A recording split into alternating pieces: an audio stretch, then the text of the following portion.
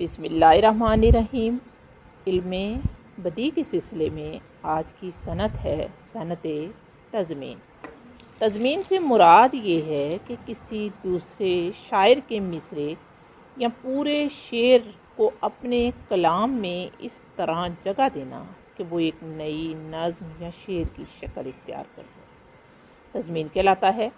اگر کسی کلام میں کسی شاعر کا ایک مصرع اپنا ہو اور دوسرا مصرع دوسری زبان کا ہو، مثلا قرآن و حدیث سے لیا گیا ہو، تو پھر بھی تضمین کہلائے گا۔